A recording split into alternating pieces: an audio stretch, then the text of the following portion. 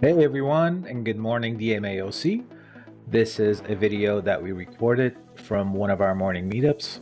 Just a mini meetup, a quick 15-minute session in the morning. We are looking at a tool for Cinema 4D and 3 for After Effects. All useful, all worth knowing. Let's get started. I'm going to show you is how to create these tentacles right here. This is actually a very simple plugin. You could get it from aescripts.com. It's called Umami. Basically generates splines for you. Let me solo this. Okay, so this is the Umami section of it. It kind of looks like this for me. So I went in there and I loaded it, made a keyframe. And I went to the randomized position and rotation, and I keyframed the first frame, and I just basically just click this to make a keyframe, and then went ahead to the 90th frame, and I put 360 at the end, and I made another keyframe. So this kind of animated for me like this. It's just a simple rotation of these tentacles. Okay, and then what I did, I put it in a symmetry, so there would be a double of it on this side. So I got two of them. You're more than welcome to, just kind of duplicate it and give it like different parameters and just have a different one on the left. But I decided to just do a symmetry and copy it over like that, so there would be symmetrical. And I added my text, brought in these Halloween pumpkins, and I put two lights in there so they would glow. And basically my lighting, super simple. I have like a hair light type of thing from the top, shining from the top. I have like a little background light, just like real photography, I got a real background light right over here. And that's about it. And I have a light underneath, so it would give me that Halloween, like scary campfire type of light going up. All right, let's jump right into After Effects. And quick tip 2. Ready for quick tip 2? This is actually a color correction tip, which is right here. AI color match. I brought in two kind of footage.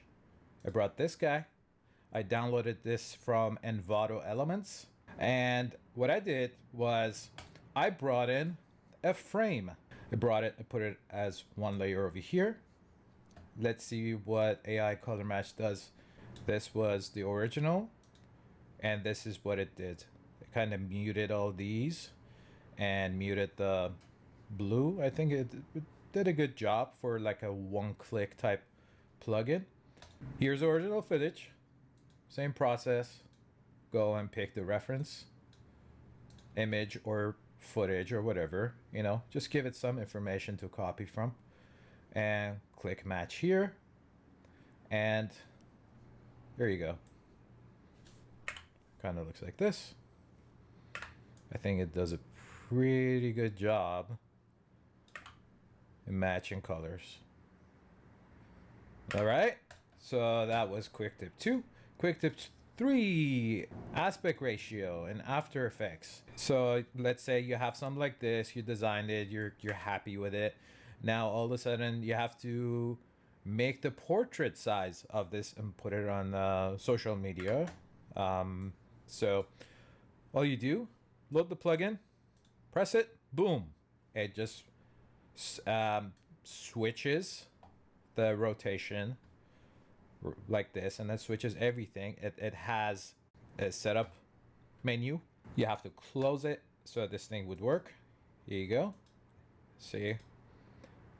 So rotate only is basically the composition. The composition rotates, but not the elements inside. Now, if we want all the elements inside to rotate, just click that, close, boom. Super simple, but very, very handy. Quick tip number 4. It's called free gradient, right? You could donate whatever you want. But here it is. It is one of the best gradient plugins that I've seen. You could do all sorts of things with it. You could have loops. You could have parametric stuff, or here it is. So this is what it basically looks like. You know, you could do a little gradient on your text with this. What I animated was the gradient offset. So if you press U here, this would pop up, and then you have the gradient offset.